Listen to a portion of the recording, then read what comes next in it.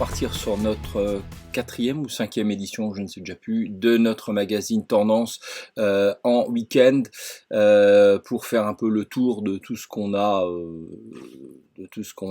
à voir, notamment sur les indices, sur les actions commodities, etc. On va faire un peu le tour du proprio.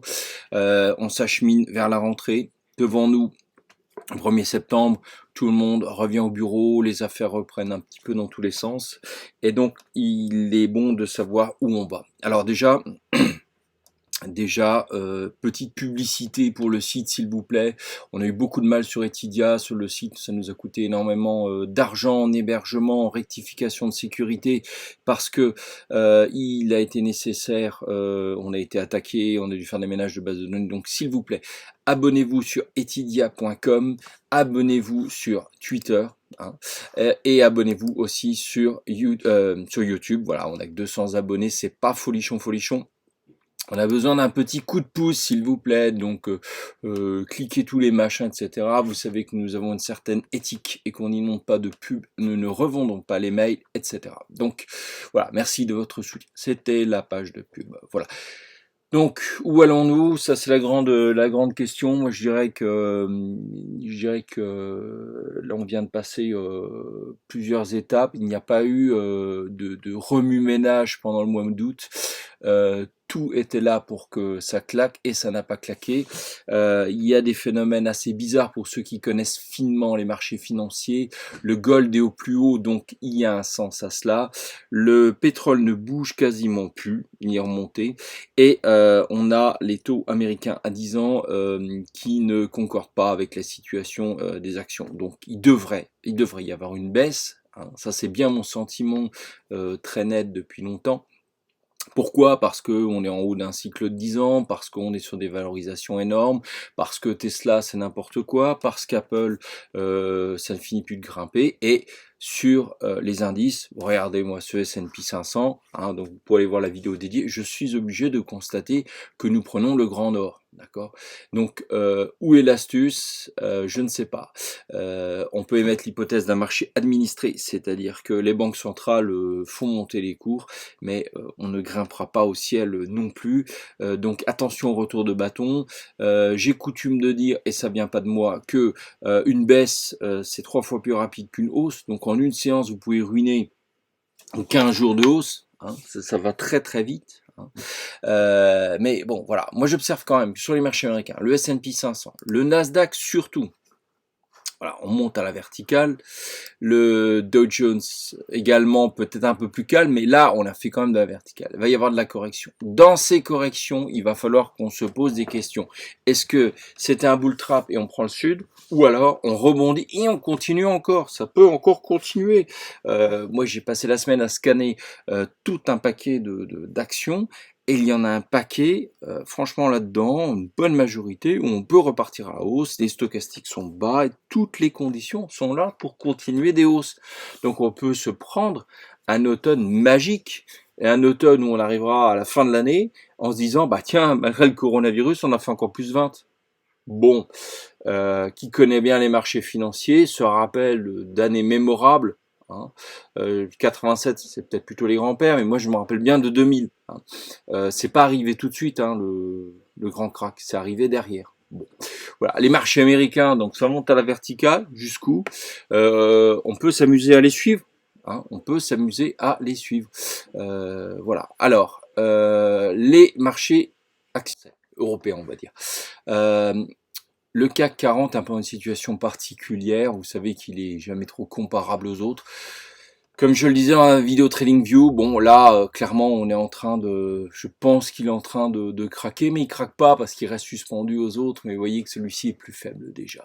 Le DAX 30, lui, plus comparable on va dire au Dow Jones américain, lui il est sur une phase haute, mais cette semaine il a quand même hésité. Bon, après tout reste bien sûr possible, mais là je vois pas ce qu'on peut faire. Il peut encore monter, il peut prendre la verticale, ça il y aura aucun problème là-dessus. Le petit chinois, le China 50. Alors lui il est vraiment très atypique parce que lui il a pas, il a pris un peu du coronavirus, mais il s'est sorti vers le haut. Donc là, qu'est-ce qu'on constate? C'est du haussier. Bon, Donc, vous voyez quand même qu'il y a beaucoup de divergences, beaucoup de choses qui posent question. Moi, je dirais qu'on est vraiment au carrefour, faut vraiment faire du stock picking, puis surtout, faut être derrière les marchés. Je crois que ça peut sauter d'une heure sur l'autre, cette histoire. Euh, faut pas être à la piscine pendant ce temps-là, hein. Parce que ça va faire très mal si ça saute, hein. Voilà. En même temps, on ne ferait rien de l'année non plus, donc il faut quand même conserver des positions acheteuses. Vous allez voir que ça va être mon propos sur les actions. Eh bien, on va y passer tout de suite. Ma trading list. Donc je vous refais pas, on va passer tout de suite aux actions ici.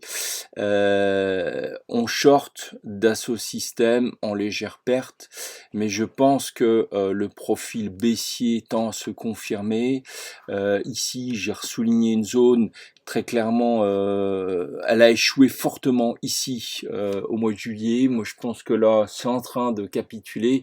Je conserve cette idée. Il faudra juste réinterroger ici, hein, parce que ce qui peut se passer ici sur Dassault, c'est que on reparte. Donc ici, voir la réaction. Si on a de légers gains, selon les conditions de marché, s'en défaire avec un petit gain. Ça, c'est une bonne hypothèse peut-être. Voilà, Dassault. BNP nous donne du fil à retordre, c'est un peu une copie parfaite du CAC 40. Là, nous a fait une belle séance de hausse à 3,60 le vendredi. C'est peut-être un saut pour rien. Moi, je conserve ma position baissière sur BNP. Je pense on va descendre. Edenred, pareil, nous a refait une petite sortie vers le haut, histoire d'apporter une contrariété. Peut-être qu'elle ira encore là. Moi, je maintiens parce que ici, regardez, oups, c'est parti. Oh là là. Ici, alors on va recadrer le truc. Je vous montre juste quand même ça. D'accord. Alors ça veut pas. Oui, ça veut. Bon, bref. On va recadrer le truc comme il faut. Voilà. Ici, moi j'ai envie de dire qu'on dessine de la baisse, hein. D'accord. Là, on est très neutre du point de vue stochastique. C'est vrai que là, j'ai rajouté un petit truc pour voir si on est vraiment en tendance ou pas. Non, on est, mais ça, c'est selon les valeurs. On fait un peu du surplace là-dessus. Donc, moi, je pense qu'on continuera vers le bas sur Edenred. Altarea, là, on est à l'achat. Sur ces paquets-là, on est à l'achat. Principe de contrariété, on a un peu changé nos points de vue. On a fait un peu de baisse, on a pris du cash, on repart vers le haut. Alors, on repart vers le haut, mais c'est pas gagné, hein, parce que là, on fait nouveau une zone de cotation où on sait pas. On sait pas. Donc, c'est de l'immobilier vu comme une alternative. Remarquez que ça commence à prendre un peu de tendance. Il faudra vraiment une impulsion vers le haut pour confirmer une sortie vers le haut. Ce serait pas mal. Ou un petit gap là, pourquoi pas, hein. Je continue l'achat sur Altarea. Seb. Alors, Seb, bon, une hausse qui ne vient pas, qui a fait, peut-être qu'on est victime de la bull trap sur Seb, c'est pas impossible.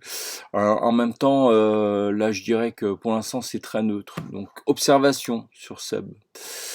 SPI, pareil, on est coincé dans ce foutu rectangle. Moi, je dirais quand même qu'il y a une légère bonne volonté, hein. On peut sortir vers le haut avec SPI. C'est pas, elle est très cyclique, hein. Vous voyez, ça marque des cycles cette histoire-là. Donc, à hausse. Eutelsat, dossier douloureux, peut-être un dossier heureux. Moi, je la garde vraiment pour son dividende parce que c'est intéressant. Donc, des fois, elle est mal aimée, ça c'est clair. Moi, j'ai le sentiment, il y a des dossiers qu'on connaît bien comme ça avec le temps. Qu'elle n'est pas regardée pendant un certain temps, puis on la reprend. Je pense que tout le monde la reprend pour son dividende. Elle n'est pas hyper sexy. Mais bon, moi je pense que là, dans la situation où on est, je sais que vous êtes plusieurs, dont moi, à être un peu en perte là-dessus. Bon, j'ai refait quelques allers-retours, je vous le cache pas. Moi, je pense qu'ici, il faudra reposer la question. Est-ce qu'on va ressortir carrément vers le haut, donc on reviendra vers pour certains sur le niveau d'achat. Mais là, vous voyez qu'on a une grosse zone à travailler. On va se mettre en weekly, s'il veut bien. Si TradingView veut bien, voilà. Là, il y a une grosse zone à reprendre avant de repartir à la hausse. Mais pourquoi pas, hein, pourquoi pas. Elle fait des chutes et des rebonds. C'est une cyclique de toute façon. Eutelsat, voilà. Berkshire, c'est un peu un propos à part. Moi, je pense qu'on va plutôt en discuter dans les fonds. Gros résultat, mais je veux pas la traiter comme une action Berkshire Hathaway. C'est un truc, oui, vraiment de fond. Pour ceux, les valeurs PEA, les sélections PEA. Donc on a Total, ça c'est le gros dossier, vous me parlez tout le temps de Total et d'Air Liquide. Total, on est plus dans la mise parce que c'est tout simplement le marché du pétrole, mais elle est infiniment costaud et graphiquement ça se voit. Elle n'est pas aimée, mais elle résiste parce que c'est une valeur de qualité et graphiquement on le voit, hein, voilà. Elle va mettre du temps à s'en remettre, mais elle va y arriver. On voit, ça, il n'y a pas de grands élans, peut-être là, mais bon, elle va y arriver, hein. C'est lent, mais vous voyez une crise de sto, elle la gère bien, hein. Donc ça, c'est du fond de portefeuille. En PEA, ça tombe bien, vous allez me dire. Alors ça, Eramet, c'est pas du fond de portefeuille, bien plus nerveuse, hein, vous voyez la différence. Eramet a bien mis un rebond ici, donc c'est clair, c'est net. On va retourner, a priori, là, dans les 38 d'ici un mois ou deux maximum. On peut rejouer les achats, il y en a qui s'amusent, hein, acheter les crises des ramettes, c'est un business, hein, d'acheter les crises des ramettes. Et donc on peut repartir à la hausse. Sur le long terme, ça va quand même être plus délicat parce que là, faut être patient, hein. Alors, voilà. Hein, on peut encore descendre plus bas, hein, sur un mètre. Oui, c'est possible. C'est possible, oui. Je vous le confirme. Mais moi, je ne doute pas que ça peut repartir. Voyez les trucs qu'on s'est déjà fait sur Eramet, quoi, hein. En 10 ans, ceux qui connaissent Eramet, mais je crois que vous êtes joueur sur Eramet, hein, vous essayez de m'entraîner sur le truc. Bon, bref, Eramet, voilà. Alors ensuite, on attaque tout un paquet de valeurs. Qui sont, on va dire, des pennies, hein. Alors, il y a un engouement sur les pennies, surtout que les PEA, les frais PEA en France sont réduits à que dalle. Donc il y a un décret qui est tombé qui nous arrange tous énormément. Vous vous amusez beaucoup avec des 50 balles, des 500 balles sur des lignes. C'est hyper intéressant, effectivement. Qui dit penny dit casino, dit poker, on risque de tout perdre. C'est on laisse tourner la roulette. Hein, voilà, mais c'est intéressant. Moi, je pense que techniquement, on va un peu spécialiser là-dessus, mais il y a des saisons, hein, pour les pennies. Je vous apprendrai pas. Et donc les pennies pénibles aussi. Mais des fois, faut être patient sur ces trucs-là, donc voilà. Et puis, je pense qu'en trend following, ouais, c'est un peu spécial quand même, c'est un peu spécial. Alors, on était sur Safe Orthopédique, alors certains l'ont traité en penny, d'autres non. Moi, je pense que Safe Orthopédique, elle va mal de chez mal. Que faire à part attendre? Là-dessus, je vois pas. Franchement, là, il y avait une petite sortie pour rien. D'ailleurs, ça lui arrive de temps en temps des sorties pour rien. Moi, très franchement, je resterai à l'écart du dossier. Bon, si vous en avez, franchement, vous avez tellement perdu que, bah, vaut mieux attendre, hein, voilà. Allez, Quantum Genomics, celle-là, on la connaît bien. Difficile à vivre, un caractère de cochon, parce que techniquement, elle nous fait des baisses, des hausses. Là, elle nous fait l'année dernière, il y a même plus que l'année dernière, une belle hausse, puis plus rien. Ça vole au gré des annonces du biotech. Donc là, qu'est-ce qui peut se passer? Il va falloir qu'on s'affranchisse. Et ça va pas être simple, clairement, de cette baisse-là. Alors, on peut considérer que, comme on a tapé un plus bas, on va ressortir vers le haut. Moi, je dirais que il dépendra des conditions de marché, mais ce serait pas encore impossible qu'on retourne vers les plus bas. Hein, voilà, c'est pas encore impossible. Dans ce cas-là, les crises, ça passe, hein, surtout sur Quantum Genomics. Sur Quantum Genomics, on peut pas trader sans avoir une crise. Donc, voilà, vous voyez les zones de résistance. Moi, je dirais que soit on descend là, et à ce moment-là, ce schéma se redécale, hein, soit on continue, on franchit, et voilà. Et Quantum, on va par là. Ok, donc Quantum, pas tout de suite, hein, c'est un dossier qui peut se dénouer sur la fin de l'année. N'oubliez pas aussi un truc, regardez, je vois cette longue ligne là. Si on regarde sur du long terme, Quantum Genomics, c'est bizarre hein, de parler long terme sur des valeurs comme ça, mais il va falloir qu'elle fasse un effort gigantesque pour changer toutes ces années de finalement de baisse. De baisse, oui. Donc, affaire à suivre sur Quantum Genomics. Alors là, on attaque de la penny. Avenir Télécom, bon là actuellement on tape vraiment le plancher, ça c'est la valeur caractéristique où on a fait de fortes chutes. Là on est tellement sur un plancher que discuter le plancher à 10, plus ou moins 10-20%, ça n'a pas de sens. Pour l'instant, ne bouge pas, elle est en train de crever, il faudra attendre une séance miracle pour que ça bouge. Neolife, alors elle bouge. Elle bouge, voilà, boum, elle a fait son plancher, sa rédemption pendant 2 ans, et on reprend. Alors là, on peut s'amuser à faire du trend following, un coup on repart, un coup on rebaisse, tac, très nerveuse, intéressante à suivre. Moi je pense que elle va pas tarder à rebondir, hein. C'est intéressant, Neolife, c'est intéressant. Europlasma, eh bien, Europlasma, tellement agrandi. Vous voyez le chantier, tellement c'est bas, tellement ça vaut plus rien, tellement c'est la cata. Voilà, je vous l'ai agrandi ici. Bon, il y a un début, hein, ça reste très fragile. Moi, je dirais sincèrement, au prochain gros rebond, je me barre et je reviendrai. Hein, c'est les pennies. On se barre, on revient. Hein, ouais. Là, il va falloir un gros rebond. Peut-être l'année prochaine. Hein. Attendez, des fois, il faut attendre une année. Mais bon, quand on fait 100% dans une année, généralement, je m'en fous un peu. Hein. Voilà. Abionics Pharma. Alors là, il se passait rien, ça a crevé. Puis l'année dernière, donc rien à voir avec le coronavirus. Novembre, réveil. Donc il se passe des choses. Elle est intéressée et intéressante. Moi, je dirais que voilà, on dessine un trend. Faudra la larguer. Bon, on a de quoi faire là-dessus. Hein. On va peut-être réussir un peu le truc. 60%, voilà. Une grosse séance sur une penny, on largue tout. On est bien d'accord. Je vous fais pas Twitter, venez pas m'envoyer des mails parce que des fois je peux pas répondre tout de suite. Hein, donc vous prenez 40% dans la journée, vous vous barrez. Hein, comme tout le monde d'ailleurs. Monakea Tech. Alors là, c'est plus poussif. Hein, ça rebaisse, machin. Là, reprendre un peu d'argent. Je suis moins confiant sur celle-ci. Même Scap, je crois que cette semaine, elle a bien bougé.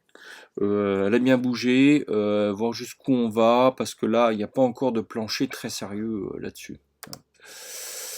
Actia Group, c'est intéressant. Ça c'est intéressant. Le piège, vous voyez. Là, on croit que ça remonte, et là, vilaine cassure, et on a tout démoli. Avant le coronavirus, hein, cette histoire-là, Actia Group.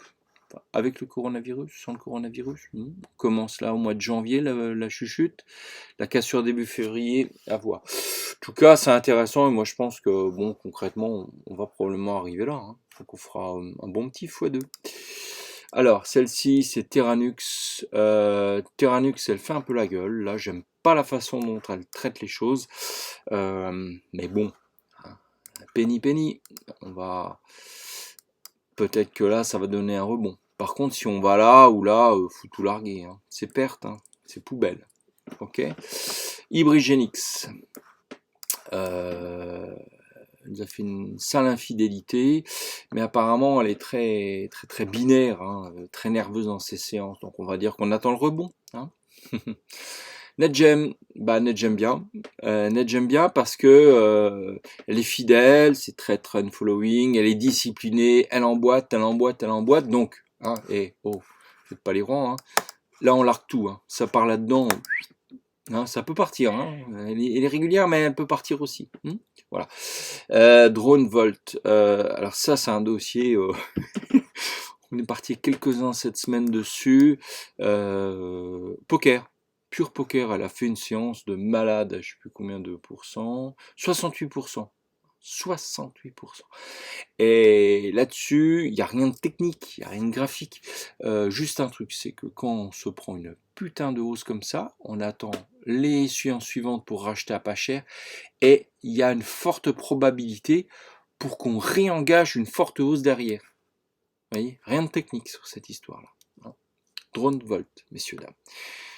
Autre petite penny non PEA ou PEA, je ne sais plus. Genomic Vision, bon, elle fait gentiment la gueule, ça va repartir un de ces 4 matins. Voilà. Une penny américaine, je crois que on devrait un peu plus regarder les États-Unis en termes de penny. Il y a des choses intéressantes. Alors celle-ci, elle dort.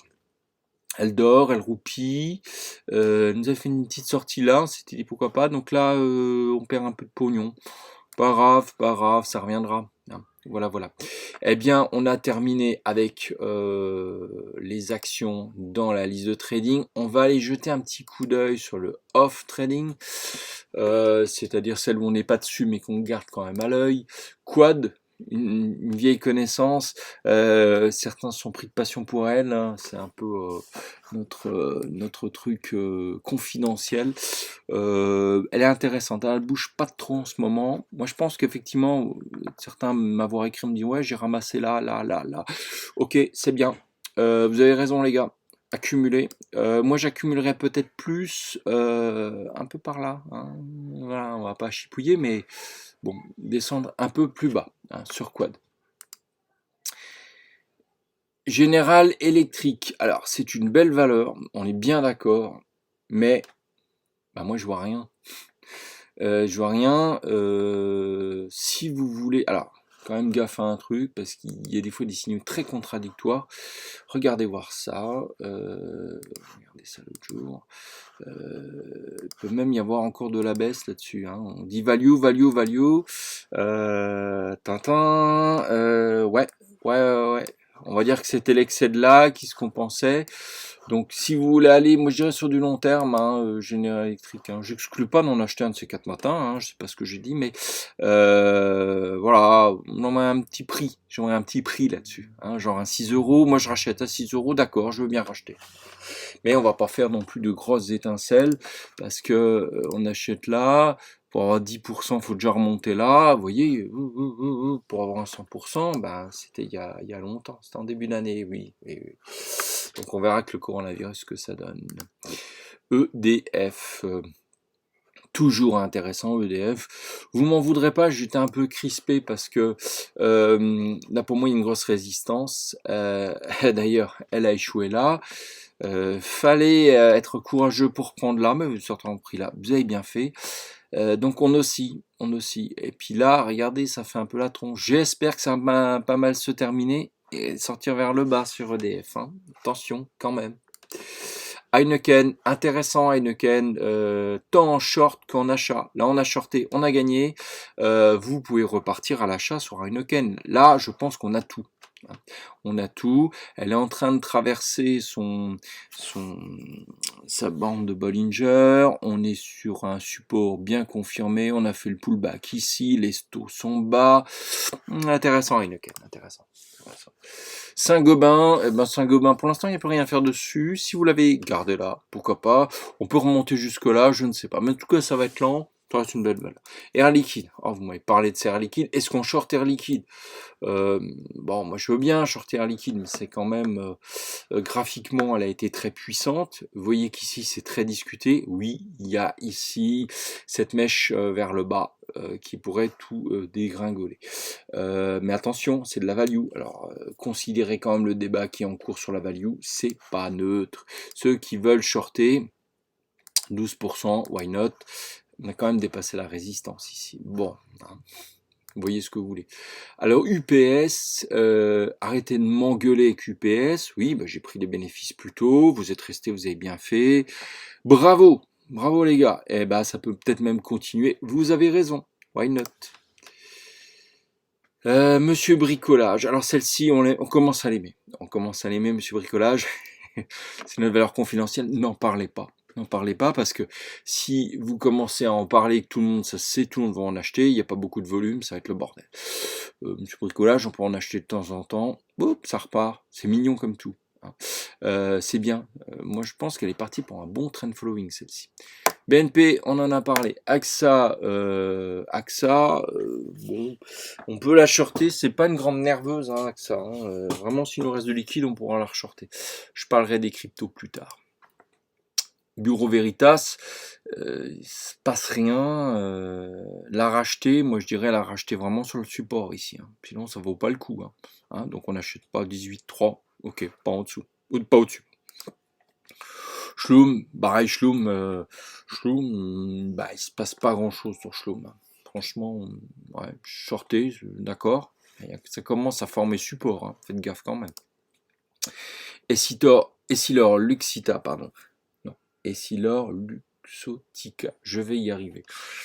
Oui, on peut shorter, mais il va falloir exploser quand même ce petit support. Le support, j'ai mis un script automatique pour pas qu'on discute de trop mes supports parce que c'est le script SR Zone x3. Voilà. Dans la galaxie Genesis. Coca-Cola, on vient de la passer à l'achat. Regardez la vidéo TradingView. AT&T, alors là, c'est plat de chez plat. Elle va sortir de quelque part. Eh bien, je ne sais pas où. Voilà, on verra. Iliad, moi je continue de la shorter, Oui, on était parti en short, c'est vrai. On a changé d'avis parce que elle est sortie par là. Ok, donc pour l'instant, on reste haussier, mais je suis pas très confiant sur le côté haussier de la chose. Je suis haussier contrarié parce que oui, d'accord, le store repart à la hausse. Oui, elle veut reprendre son plus haut. Mais ça me semble très fragile. En termes de probabilité, on est proche de 50%. Ok. Bon, le grand, je sais plus pourquoi on l'a suivi, ça fait longtemps qu'on n'est pas allé sur le grand. Je vois pas trop ce qu'il y a à faire dessus, ça tombe bien. Altamir, oui, sur repli, on peut acheter du Altamir. Il faudrait qu'on revienne ici tester le support, why not. Renault, quelques instants dessus. Renault, moi je suis assez confiant sur Renault. On a bien consolidé. De toute façon, elle s'est vidée graphiquement, mais vidée. Donc, franchement, c'est un beau fond de portefeuille, cette histoire-là. Regardez-moi comme elle s'est vidée. Est-ce que ça peut aller plus bas? Bah oui, ça peut toujours aller plus bas. On peut aller sur un marché qui dégringole, taper les 10. Ok, mais moi je pense que là, quand on parlait de value et de décote et tout le bazar, regardez, c'est timide encore, mais sur le stochastique, on a une volonté de repartir plus haut. Ça va y aller doucement, il faudra reconsidérer le dossier en fin d'année. Fin d'année, on pourrait peut-être être là. Donc j'ai fait une vidéo, je reconfirme la vidéo. ABBV, j'en ai parlé, j'en reparle plus. On va parler de ce qui nous reste. Alors les commodities et ensuite on fera les cryptos à la fin. Les commodities, donc je mets tout en vrac dedans. Le gold, comme je vous le disais, je vois pas ce qu'il y a à faire là-dessus. Le gold, si vous n'y êtes pas, n'y allez pas. Si vous êtes dessus, moi j'attendrai une séance haute pour larguer, parce que regardez, là ça s'emballe, ça s'emballe. Je sais que Warren Buffett a acheté, non pas de l'or, mais une minière, c'est pas tout à fait la même chose. Voilà. Donc on est quand même tout en haut. Regardez, ça c'est les vieilles zones qu'on avait tracées à l'époque. C'est bon, on y est. D'accord. Donc moi alors, je voudrais voir quelque chose de plus probant avant qu'on se remette dessus. Ok. Le silver, alors oui, il y en a qui s'amusent avec le silver, ils n'ont plus rien à faire sur l'or. Même chose, même combat. Par contre, le palladium, je ne sais pas quoi en penser. Je vous avoue que je serais tenté de prendre une position vers le haut parce que là, il y a une petite tronche de triangle, que ça a envie de sortir, que c'est déjà allé très haut, que ça s'est super cassé la figure, que c'est risqué, mais pourquoi pas? Pourquoi pas? Le riz, Le riz, je pense que là, c'est intéressant de prendre. Il y a, je vous le disais la semaine dernière, il y a des trucs à régler là en franchissement de résistance. C'est pas bête. Il faudrait peut-être quand même juste attendre une petite confirmation. Donc acheter bas en séance. N'oubliez pas, là, il faut vraiment avoir l'œil dessus. Pourquoi pas. Coco, Coco, on est parti sur les plus hauts. Bien joué, ceux qui sont allés. On a une belle semaine sur le Coco. Moi, j'attendrai un repli parce que là, elle va marquer un truc. On va racheter là, revendre là, ou alors carrément si ça franchit, alors on rachète derrière. C'est quand on part à la hausse. Okay. Le gaz naturel, on attend, ça vient pas. Ça vient pas. Ne parlez pas non plus encore de Warren Buffett, je sais. D'accord. On attend que ça rebaisse. Là, c'est quand même très haut. Ça s'enflamme. Pour le gaz, c'est pas bon. Hogs, moi j'aime bien Hogs. C'est confidentiel, c'est calme, ça me va. J'en ai repris une louche cette semaine, du Hogs, le port maigre coté sur la bourse de Chicago. Là, fallait racheter en bas, parce que là on est en train de construire. C'est intéressant cette histoire de cochon. On passe au nickel sans transition. Voilà, il y a un vieil objectif qui traînait, il a été atteint. Vous pouvez même attendre encore un peu, je crois qu'il y a un peu de bonne volonté, on peut même aller, on rehausse, voilà, un peu plus haut pour ceux qui ont du nickel, voilà, et puis on peut remonter, forcément le stop, belle config. Café, alors une passion dangereuse le café, donc je suis en plus addict au café, mais là-dessus j'en ai repris une louche, on a acheté, on a gagné, on a shorté, bon, pas mal. On va se calmer sur la résistance ici. Je pense que ça va être impératif de se calmer et on reprendra plus bas. Intéressant le café, intéressant. Le zinc continue sa hausse. C'est peut-être un truc à poursuivre là-dessus, mais il va falloir consolider un de ces quatre. Méfiance quand même. Le coton, on est au milieu du gué, il n'y a rien à faire. On attend du repli. L'aluminium, là-dessus, pareil, c'est un peu spécial l'aluminium, pour prendre, pas transcendant non plus. Le blé a fait une très très bonne semaine. Pour ceux qui aiment bien jouer le blé, pourquoi pas, why not. Je suis pas dessus, mais oui, ça a du sens. Belle semaine, bravo. Le sucre, bien, mais moi j'attendrai plus bas pour reprendre. Voilà, il y a des trucs, faut savoir attendre. Le cuivre, le cuivre, il est en train de nous la mettre. Parce que mais il est sorti par le haut cet abruti. Donc le cuivre, moi j'ai une tendance baissière dessus. Force est de constater qu'il a fait une belle séance vendredi. Lundi, on attend, on prend une décision lundi, vers le haut ou vers le bas, mais il va falloir prendre une décision. Alors, je vais pas vous faire tout le reste non plus, on va parler du pétrole. Le pétrole, quand je vous disais qu'il n'y avait rien à faire, c'est que même si vous achetez sur des plus bas de séance, ça paye pas le loyer cette histoire. C'est très très très très flat. C'est inquiétant, on sait pas trop où on va sur le pétrole.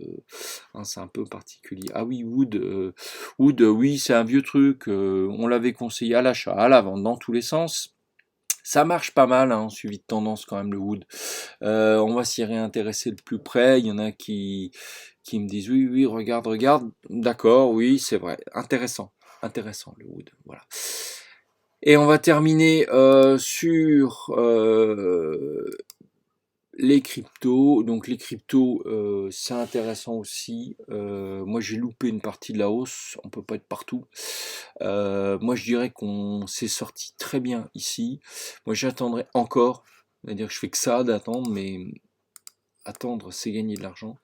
J'attendrai ici pour repartir. Mais c'est intéressant parce que regardez, là vraiment c'est un actif qui gagne en maturité, ça c'est terrible. Voilà, on va se mettre là, ouais, j'attendrai un petit coin là, vous voyez, je ciblerai le Bitcoin ici. L'Ether, pareil, moi j'attendrai un retour ici, dans cette zone-là, pour reprendre la loulouche sur de l'Ether. Intéressant, voilà. Eh bien, je crois qu'on a fait le tour de nos affaires pour ce magazine Tendance Week-end. N'oubliez pas d'aller sur Twitter, de vous abonner sur Twitter. On est quand même pas mal actif, je pense. On poste pas mal de choses. J'ai pas parlé des fonds, on en parlera la semaine prochaine. Je vais mettre un peu d'ordre là-dedans.